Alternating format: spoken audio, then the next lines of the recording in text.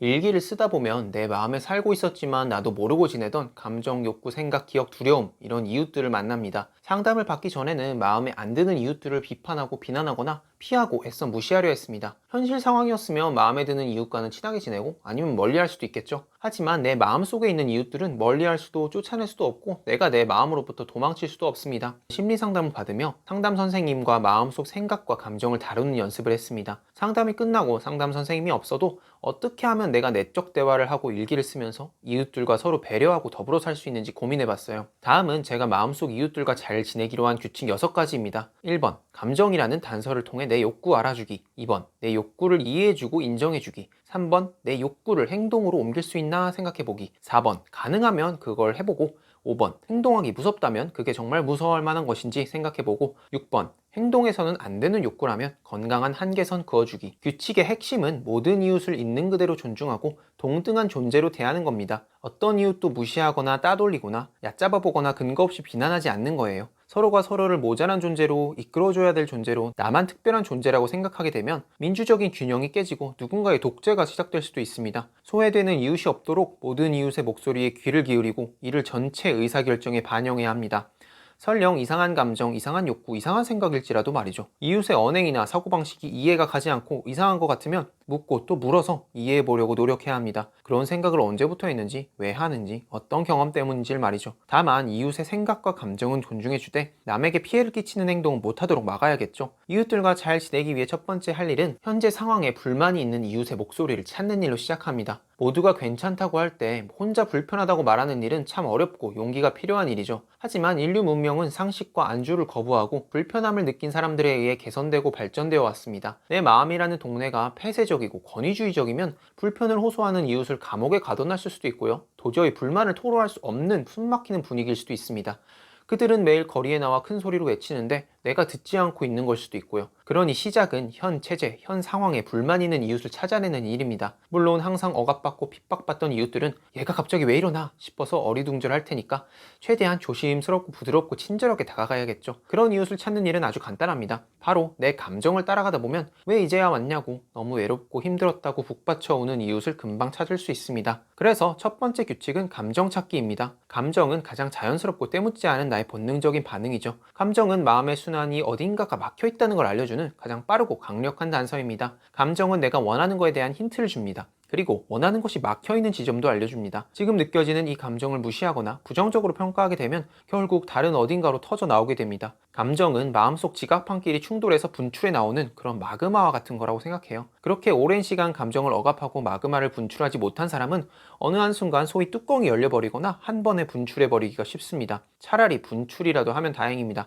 분출이 거의 안 되는 경우 속이 문드러집니다. 화를 내지 못해 화병이 나는 것처럼요. 두 번째 규칙은 욕구 찾기입니다. 앞서 말한 감정들은 그냥 하늘에서 뚝 떨어진 게 아니죠. 감정은 눈에 보이는 현상이고 본질은 욕구입니다. 예를 들어 마음이 무겁고 답답하고 지친다면 뭔가 내가 해야 할 일이 너무 많기 때문일 수도 있겠죠. 의무와 책임감에 둘러싸여서 조금은 쉬고 싶다는 나의 자연스러운 욕구가 무겁고 답답한 감정으로 표현될 수 있습니다. 누군가에게 화가 나거나 짜증이 난다면 그 사람이 뭔가 나에게 부당한 대우를 했거나 내가 원하는 걸 들어주지 않아서 내 권리를 주장하고 싶다는 욕구일 수도 있습니다. 외롭고 쓸쓸하고 마음이 춥다면 친밀한 누군가와 함께 있고 싶다는 욕구일 수도 있겠죠. 지금 그 감정을 느끼고 있다는 건 그 감정에 수반된 욕구가 처리되기를 원한다는 뜻입니다. 감정이 사라지지 않는다는 건 아직 욕구가 해소되거나 아니면 그래 우리 조금 시간이 지난 뒤에 이렇게 해보자 이렇게 약속되지 않았기 때문입니다. 아이가 계속 우는데 관심을 주지 않고 왜 우는지 물어보지도 않고 뭐 알려고도 하지 않고 내팽겨치면 아이는 계속 울겠죠. 계속 울다가 결국에는 포기하고 언젠가부터는 울지도 않게 되겠죠. 울어봐야 나를 돌봐주지 않는구나, 내 욕구를 챙겨주지 않겠구나, 이런 게 학습이 될 테니까요. 감정에 대해 잘 모르고 나 자신을 돌봐주는 법을 잘 모를 때에는 마음속에 신생아를 키우는 것과 같습니다. 신생아는 말을 못하니까 왜 우는지, 도대체 왜 그러는지, 뭘 원하는지 알 도리가 없죠. 방법은 그냥 이렇게도 해보고 저렇게도 해봐서 뭘 원하는지 그 욕구가 충족될 때까지 다양한 시도를 해보는 것뿐입니다. 아이가 성장하면서 점차 감정을 구체적이고 다양하게 표현하고 말할 수 있게 되고 거기에 맞춰서 아이의 욕구에도 잘 반응해 줄 수 있게 됩니다. 예전에는 아이가 울면 왜 그러는지 몰라서 기저귀도 확인해보고 분유도 먹여보고 잠도 재워봤는데 이제는 아이가 말을 할 수 있기 때문에 욕구 파악도 반응도 더 쉬워지겠죠. 하지만 이 과정이 어색하고 힘들고 귀찮다고 해서 우는 아이를 방치하거나 혼낸다면 아이는 말을 제대로 배울 수 없게 되고 결국 점점 아이와의 대화는 어려워집니다. 세 번째 규칙은 그게 정말 무서워할 만한 건지 생각해 보는 것입니다. 감정도 욕구도 찾았지만 도저히 실현하기 어려운 때가 많습니다. 연인에게 화가 났지만 화내지 못할 때, 친구에게 부당한 일에 대해 따지고 싶지만 그러지 못할 때, 모임에서 내 주장을 못하고 있을 때, 화내고 따지고 주장하면 되는데 두려움 때문에 그러지 못합니다. 우리 마음은 최악의 상황을 상상해버리는 파국화라는 과민 반응을 잘 일으킵니다. 연인에게 화를 냈다가는 헤어지게 될 거야. 친구에게 일일이 따져들면 친구가 날 영영 안 볼 수도 있어. 모임에서 내 생각을 말했다가 잘못되면 모두가 날 싫어하고 피할 거야. 상상력이 고도로 발달된 인간은 직접 그 상황에 닥친 게 아닌데도 마치 그 상황에 처한 것처럼 느낍니다. 최악의 상황이 지금 닥친 게 아닌데도, 그리고 사실 닥칠지 안 닥칠지도 모르는데 이미 그걸 상상하는 것만으로도 패닉에 빠져요. 이런 파국적인 두려움은 우리의 정신을 순식간에 마비시킵니다. 마치 호랑이 굴에 던져진 것처럼 말이죠. 하지만 호랑이 굴에 던져져도 눈은 떠야 합니다. 호랑이 굴에 호랑이가 진짜 있는지, 호랑이가 있다면 얼마나 큰 놈인지, 한 마리인지 여러 마리인지, 내가 싸워서 이길 만한 놈인지 아닌지, 도망간다면 어느 방향으로 도망가야 하는지 등 그런 정보를 얻고, 즉 합리적인 판단을 하기 위해서는 호랑이 굴에 들어갔을 때 두 눈으로 봐야 합니다. 무섭다고 눈 찔끔 감고 허우적대면 정말 죽을 수도 있겠죠. 사실 이 부분에서는 누군가 내 얘기를 들어줄 사람이 있으면 가장 좋습니다. 같이 호랑이 굴에 손잡고 들어가줄 사람, 손은 안 잡아도 뒤에서 랜턴이라도 비춰줄 사람이 있으면 좋습니다. 상담을 받기 전에는 차마 생각조차 못할 정도로 무섭거나 끔찍하거나 화가 나거나 우울한 감정들과 생각들을 피해버리거나 묻어버렸습니다. 하지만 상담을 받으면서는 그것들을 똑바로 쳐다볼 수 있었습니다. 예를 들면 너무 가까운 사람에게 너무 화가 났지만 버림받을까 두려워 스스로 억압하고 있던 마음들을 직접 보고 느낄 수 있게 되었습니다. 차마 무서워 볼 수 없던 것들을 볼 용기가 생긴 이유는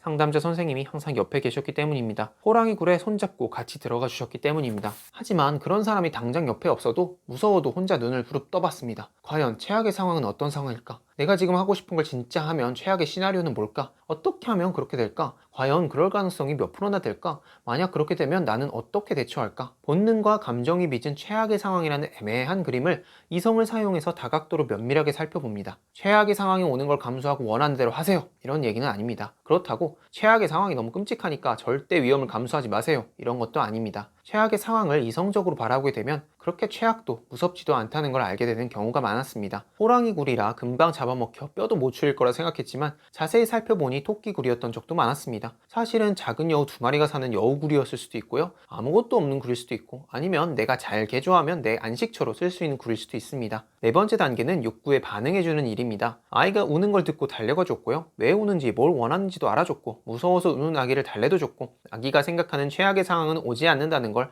확인시켜줬습니다. 이제 남은 일은 아이의 욕구에 반응해주는 일이죠. 끔찍하던 잔인하던 이기적이던 바보 같던 쪽팔리던 지저분하던 어떤 욕구이건 간에 그런 욕구가 있는 것 자체는 아무 잘못도 아무 문제도 없습니다. 나의 자연스러운 욕구를 나조차 인정해주지 않으면 누가 인정해줄까요? 내 마음속에서 일어난 일들은 자연의 일부분입니다. 자연스러운 나의 생각, 감정, 욕구를 수용해줘야 돼요. 그 욕구가 잘못되었다거나 나쁜 거다 이렇게 평가나 판단을 내리면 아이는 부모가 싫어하는 욕구는 억압하려 할 것이고 부모가 좋아하는 욕구만 표현하게 됩니다. 결국 참 자기가 아닌 거짓 자기로 세상을 살아가게 되겠죠. 온통 남의 욕구, 남의 감정으로 도배돼 버린 인간으로 살게 됩니다. 나의 욕구가 스스로 수용이 잘 안 되고 이해가 되지 않는다면 왜 그걸 원하는지 스스로에게 물어봐 줘야 됩니다. 내 자신의 이야기를 진득하게 들어줘 보세요. 이야기를 듣다 보면 스스로의 생각, 감정, 욕구가 이해됩니다. 그런 상황이었다면 충분히 그럴 수 있겠다고요. 하지만 들어도 도저히 이해할 수 없고 수용할 수 없다면 그냥 나는 그렇구나 이렇게 인정만 해줘도 성공입니다. 하지만 욕구를 수용하고 인정하는 것과 욕구를 실현하는 건 다르죠. 아이의 욕구를 알게 되고 인정해 주었어도 아이의 욕구를 바로 해결해 줄 수는 없습니다. 현실과 환경에 제약이 있죠.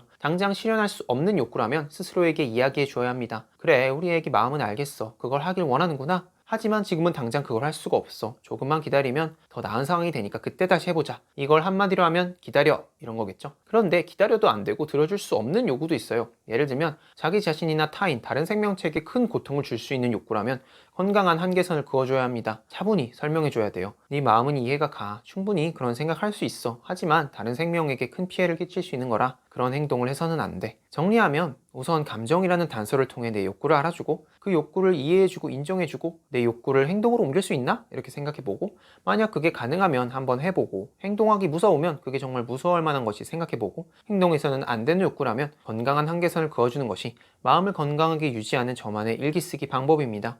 마지막으로 덧붙이자면 감정을 찾을 때 짜증나, 기분이 이상해, 몰라, 그냥 싫어 이런 것처럼 감정에 대한 모호한 표현만 하게 되면 구체적으로 내 감정에 반응해주기 어렵습니다. 맹수를 만났어, 나 좀 도와줘, 이렇게 마음이 말할 때 이 맹수가 사자인지 곰인지 표범인지 멧돼지인지에 따라 각기 대응해야 하는 방식이 다르죠. 마찬가지로 짜증나라는 감정이 구체적으로 이게 섭섭함인지 질투인지 부담스러움인지 분노인지를 분류할 줄 알게 되면 더 효과적으로 감정에 반응해 줄 수 있습니다. 이 과정에서 감정에 대한 어휘표가 도움이 됩니다. 저는 여러 감정 표현들 중 나름의 기준으로 이런 식으로 감정표를 만들어서 일기를 쓸 때 참고했습니다.